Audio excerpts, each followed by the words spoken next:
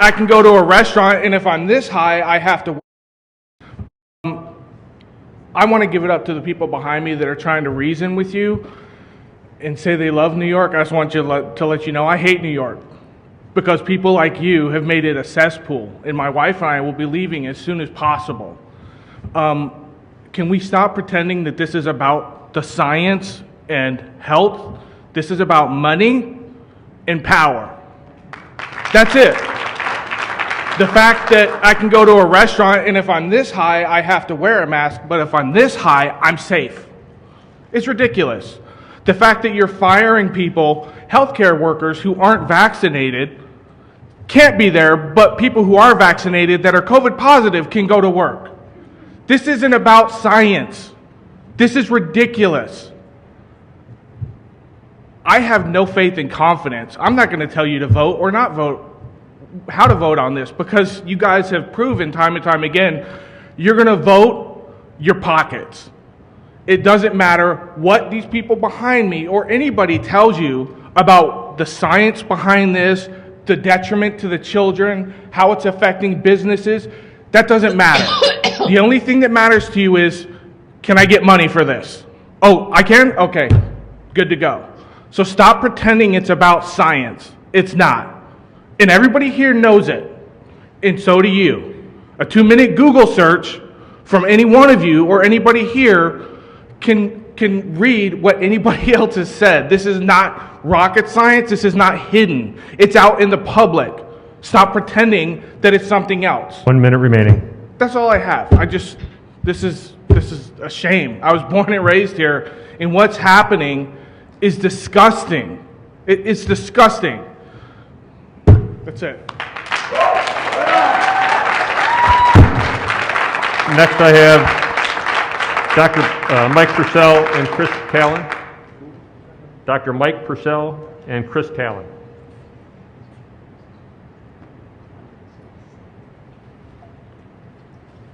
Is Chris Callan here? Okay, thank you. Hi, Dr. Michael Purcell speaking again. Constitutional physician, and I'm speaking specifically, within my area of specialty regarding this, and that's the medical. Particularly, I'm a board-certified pediatrician and internal medicine physician. Long and short is that there are many downsides to wearing the mask, and so for the marginal benefit that may be derived, the harm outweighs the good, once again. And whenever we're doing anything in medicine, we should always be considering why we're doing it and what the benefit is.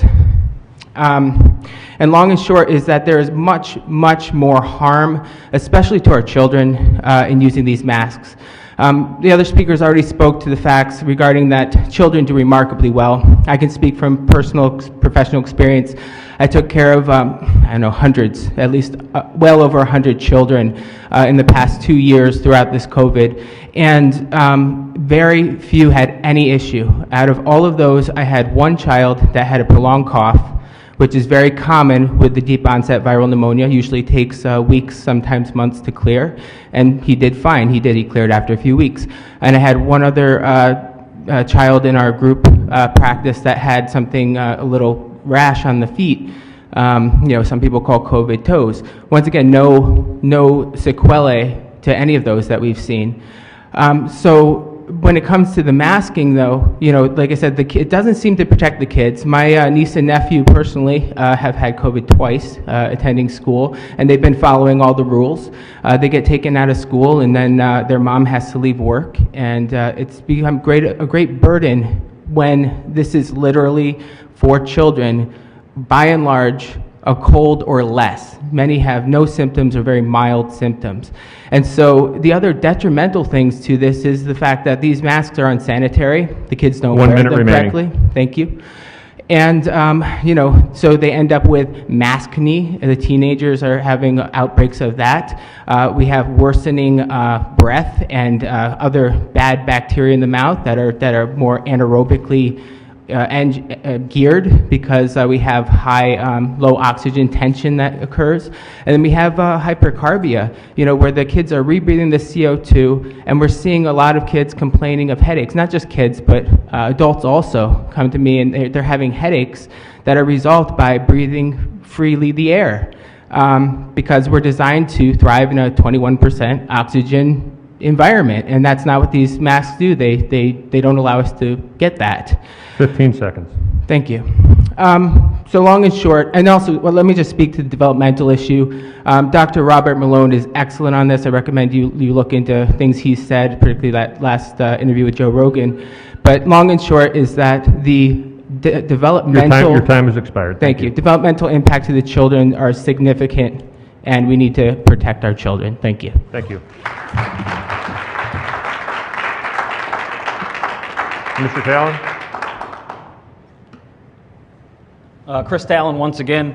I'll keep it really brief. As a former school board president in one of our local school districts here in the state of New York, I felt I was forced to resign my position on the school board based on a January 24th decision that was handed down by the Supreme Court Justice.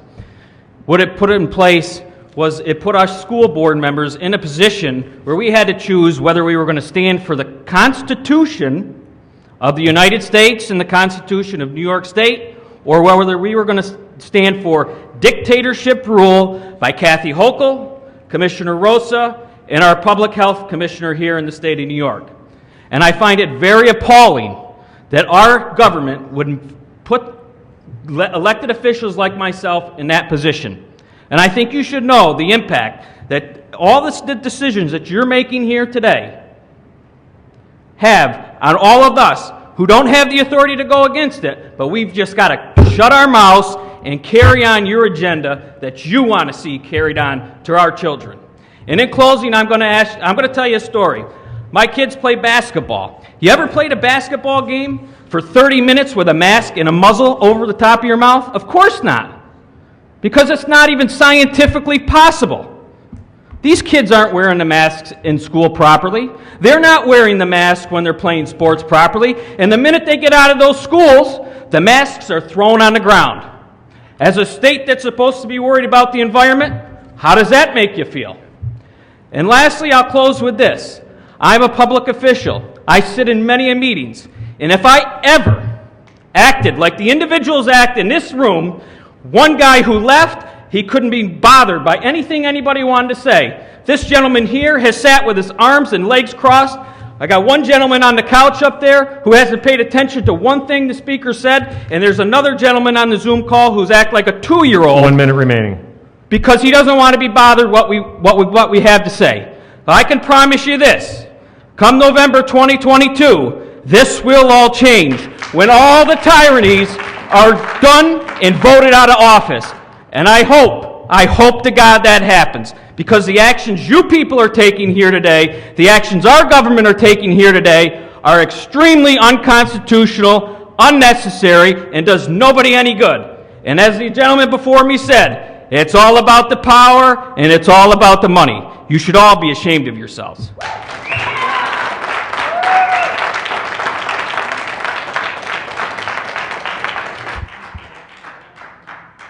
That concludes the list of folks who had signed up to speak to this regulation, and would remind the members of the committee and council that we have a motion and a second on the table, and would ask if there are other questions from the members of the committee or council.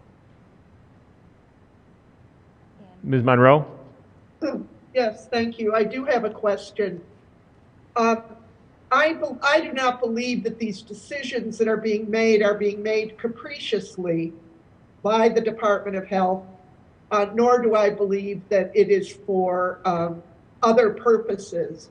But I am wondering what metrics are used to determine the governor's decision yesterday and the lack of inclusion of children in that decision.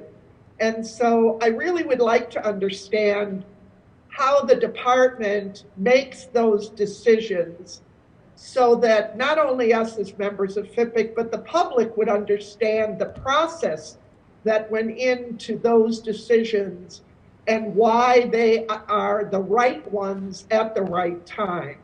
So I don't know who can respond to that, but I do think there need to be metrics of some sort, and I think the school board representative spoke to that. I believe there must be metrics, because how else do you make the decision?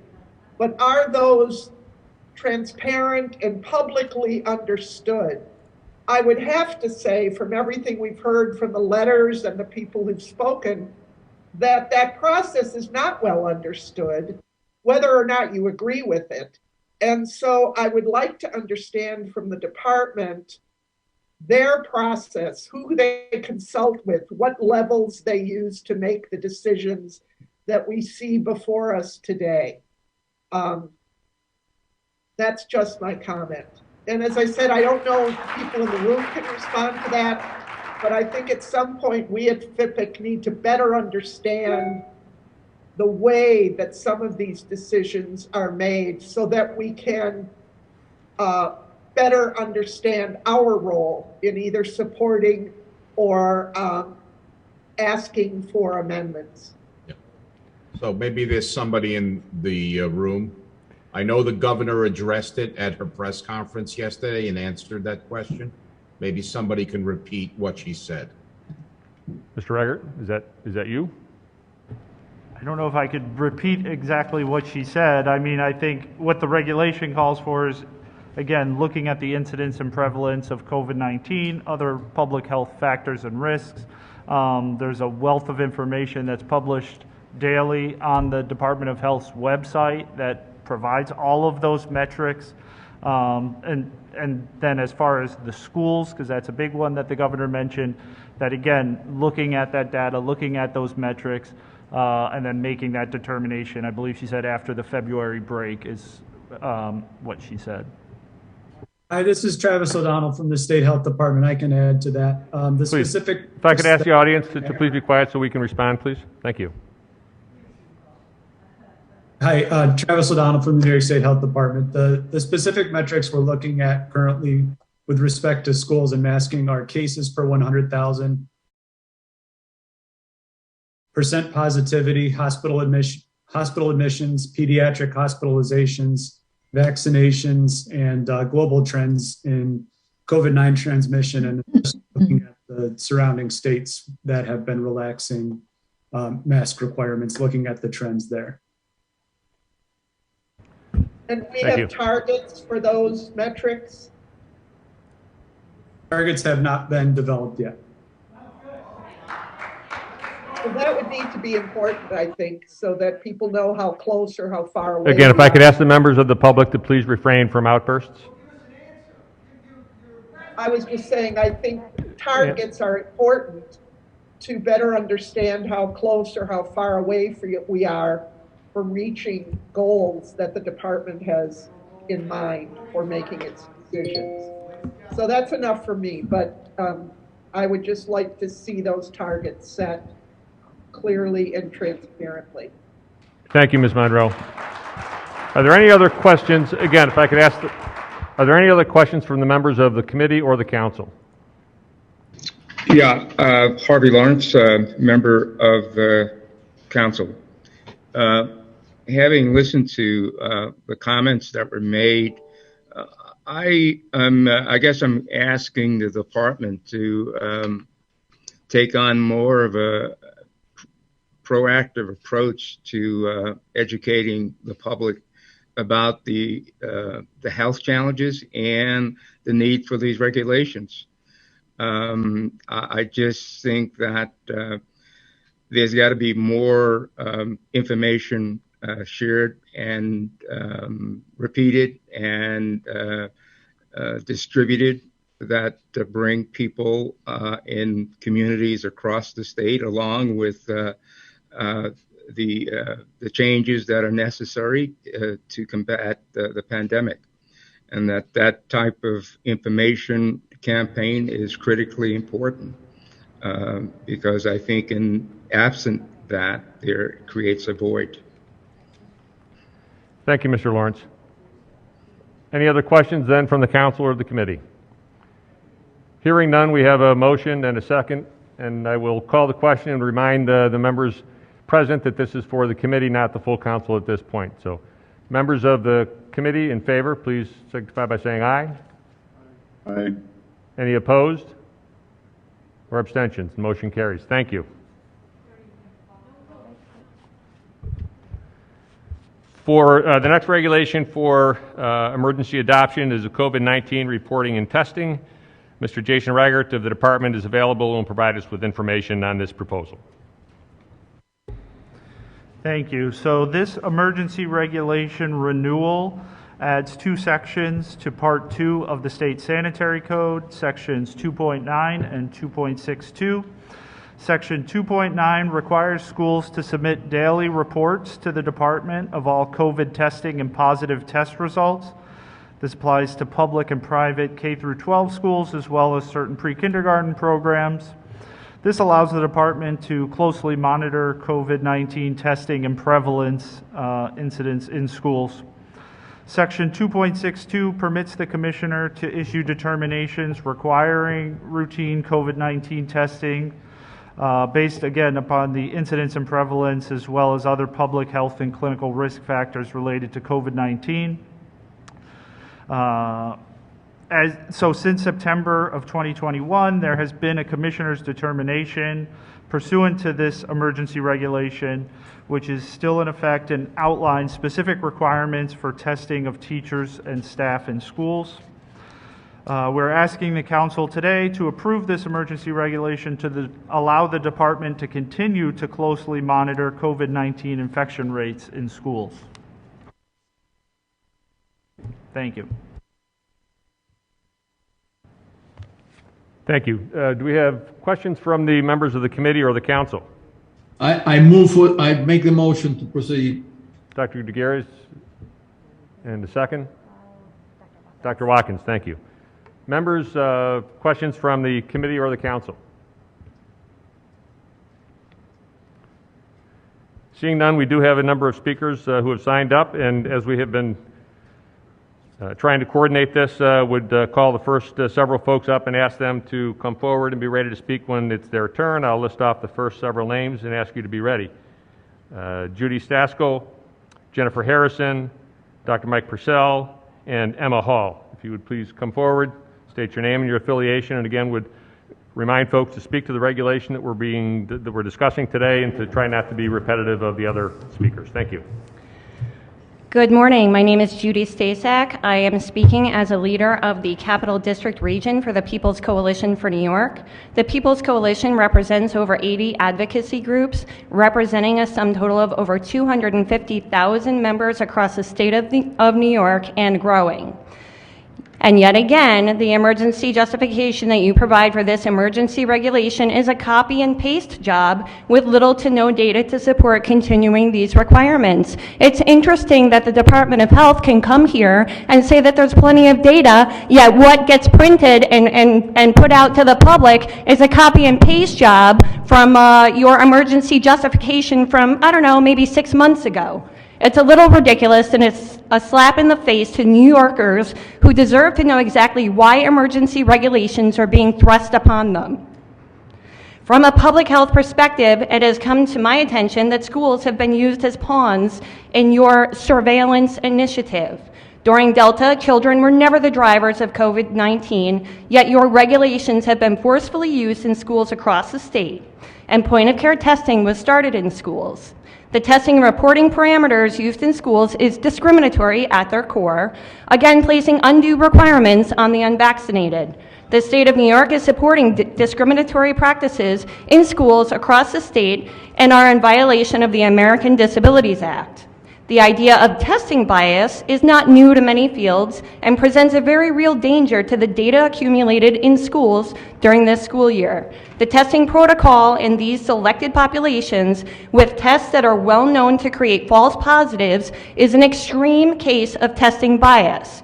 Since Delta was not really a problem for children, but the state decided to move testing into schools during this school year, one can only logically conclude that this was an opportunity for testing bias to drive positive test case rates to lay the foundation for mask and vaccine mandates. Additionally, 1 at minute your remaining. meeting on January 11th, 2021, the Department of Health professional who sits here today admitted that PCR tests and antigen tests are only proxies for confirming a positive test. This destroys your contention that testing using these methods is vital for the surveillance of COVID-19. This also destroys your credibility in continuing to make decisions for the public in the state of New York. Since you are willing to accept faulty data to lay the basis for this and other emergency regulations and for mask and vaccine mandates, the public cannot trust you. I also noticed that the committee decided to put forth emergency regulations on November 10th to test the deceased. Yes, that's dead people.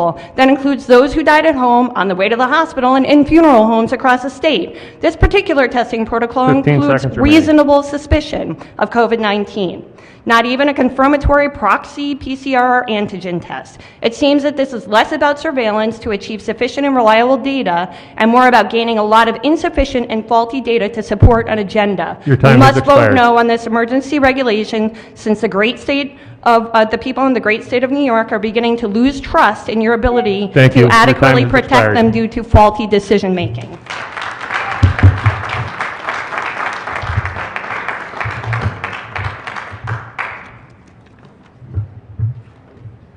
My name is Emma Hall. I'm 24 years old, and yes, I may be young, but I can see very clearly that this country, when everyone old is gone, this is my country that I'm going to have to pick up the pieces of.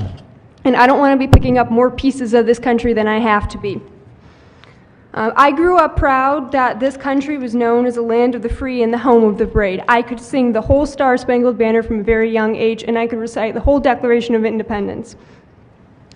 Every day, I see both freedom and bravery slipping away under the never-ending, unconstitutional, and unscientific mandates, which facts cannot justify. My first nephew is due to be born this spring, and I am not going to stand by and watch as, under the name of science and kindness, his rights to make his own future medical decisions are stolen by a government that has milked fear for all it's worth to gain power. And I know something about fear because I have had anxiety my whole life, and you cannot let fear win. His mother is a nurse, and she constantly has her livelihood jeopardized by never-ending testing and harassment over her vaccine status. What if he wants to follow her into the medical field? Will he have any rights regarding his own health left at all in 20 years? These mandates need to end. Any of us who can think no, they are helping nothing but the government's agenda. We do not need more of them. As a lifelong student of history, I know how freedom is lost, and it's often stolen in the name of safety. But we are not descended from people who wanted safety. We are the free and the brave. Please stop trying to take what our country's founders fought and died to give us.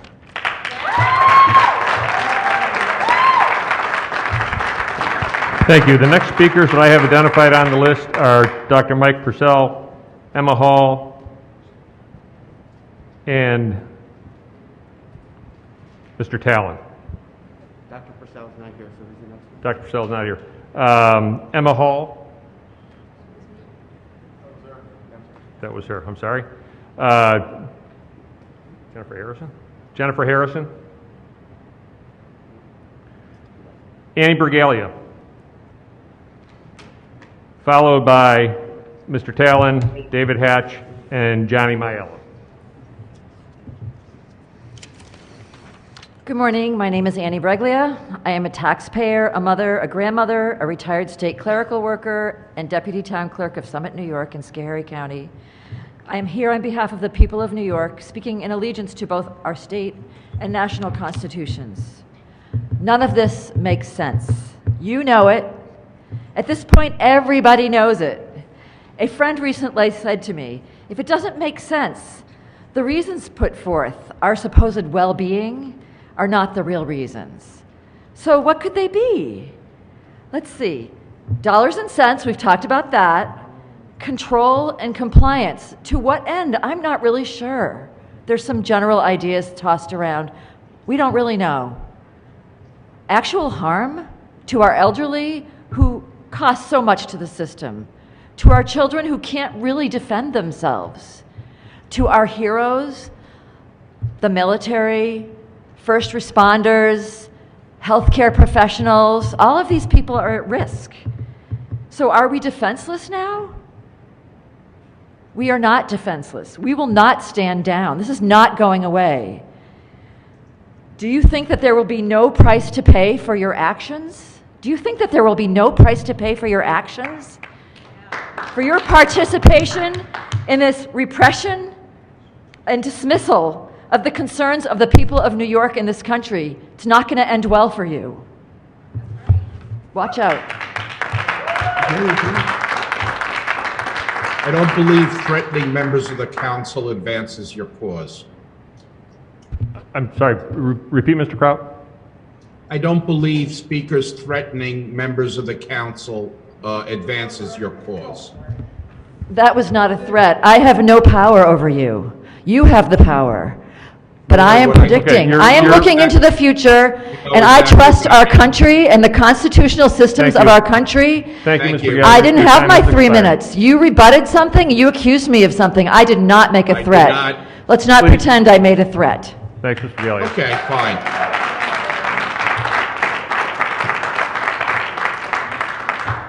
Next I have Mr. Talon.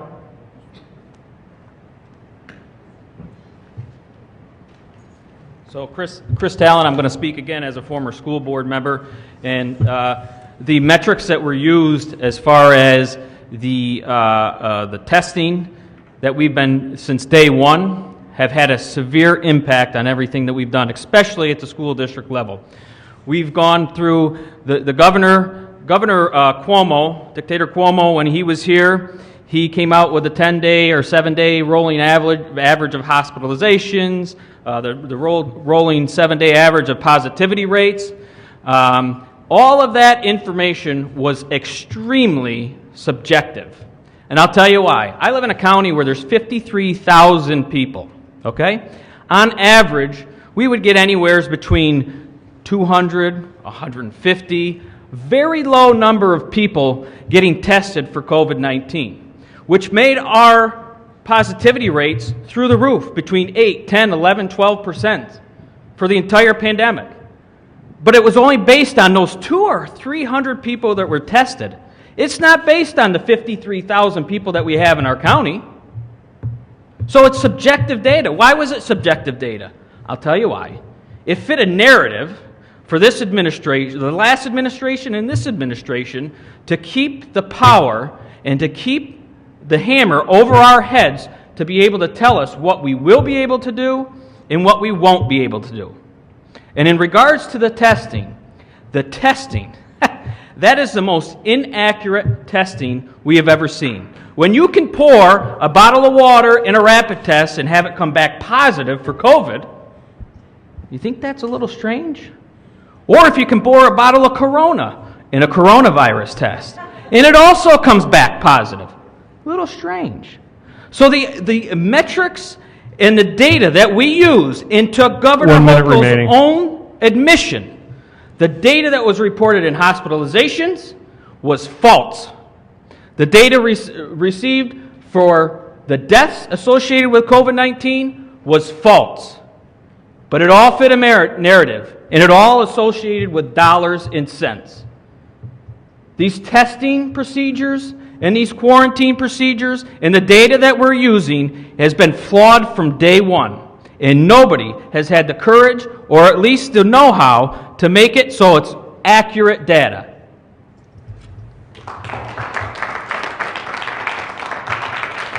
Thank you. Next I have David Hatch, followed by Johnny Maiello.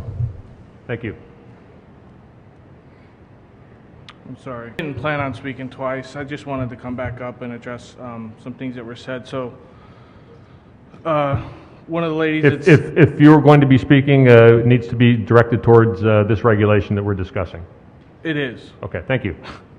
So, she had said that she believes the people that are making these decisions and trying to make these decisions aren't acting capriciously.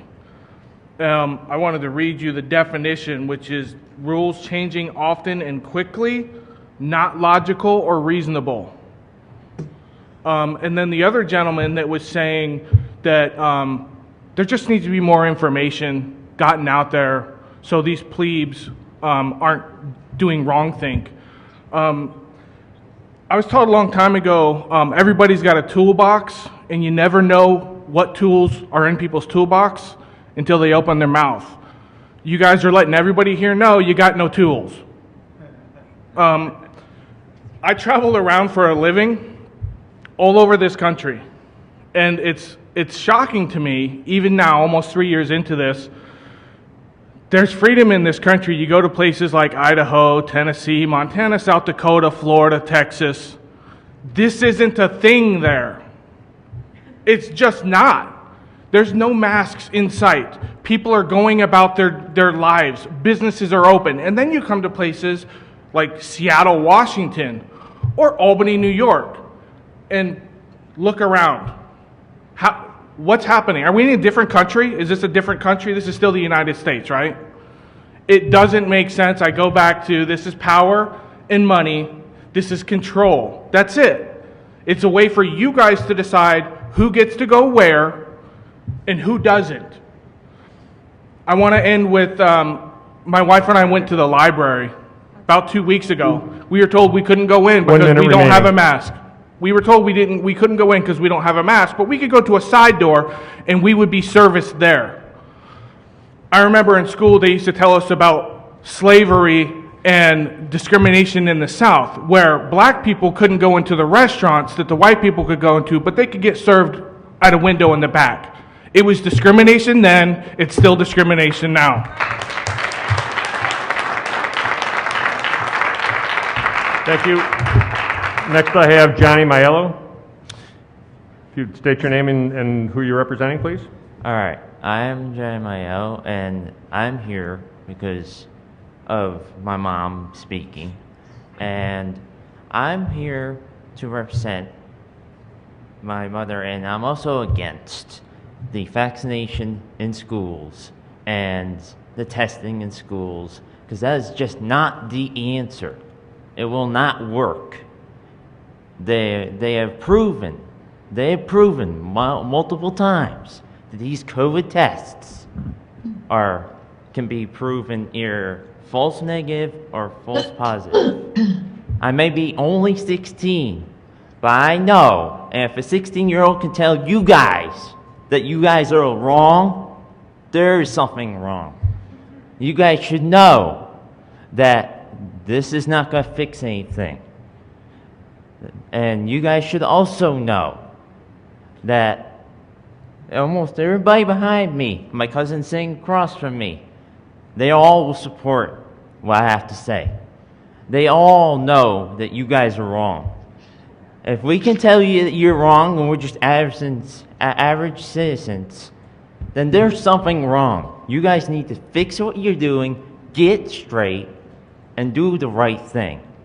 Instead of just getting all the money, as my uncle has said, instead of just going for the money and the power, actually do something. Testing isn't going to work because it's going to be negative and it can be positive, and they can be false negative and positive. That's the problem that I see here. And if the tests were actually real and true and actually did something, then that would work. I would support it.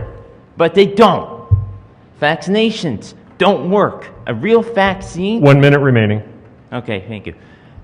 A real vaccine lasts your whole lifetime. These vaccines are not real. You need boosters every time. If 6 months from now you need a booster, that's not a real vaccine. That doesn't work in schools. Kids are being tortured because of this. And I'm 16, and I can tell you that. If I can tell you that, these people can tell you that, you're doing something wrong. Thank you. Thank you. Our final speaker is Joseph Mastrolani. Joseph Mastrolani.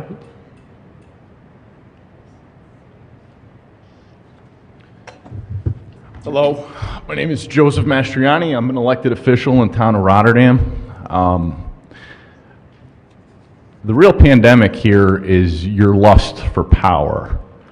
The real virus is authoritarianism. What you're trying to do here is you're trying to further aggrandize the power of the state. And what you're doing is you're risking the actual power that you have to guide us in public health. People don't trust the state like they should, the experts like they should. You guys can't even come up with the data or the metrics for why Queen Hochul has made the decision that she's made. We can see the emperor has no clothes. We know it's related to polling data. We know that it's not popular anymore and this is an election year. You guys are risking the authority that you have by trying to capitalize and expand your power. So consider that when you vote, that what you're going to do is going to have consequence. History is going to look and is going to condemn what you guys are doing. Okay? The masks don't work. It's theater. Okay? And it's abuse. Psychologically, especially on our children. Okay? So what your objectives here are is going to backfire on you. So I say, you know, please be careful in what you're about to do. Thank you.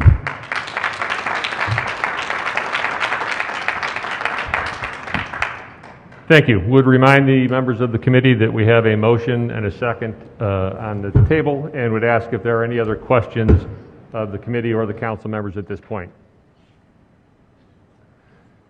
Seeing none.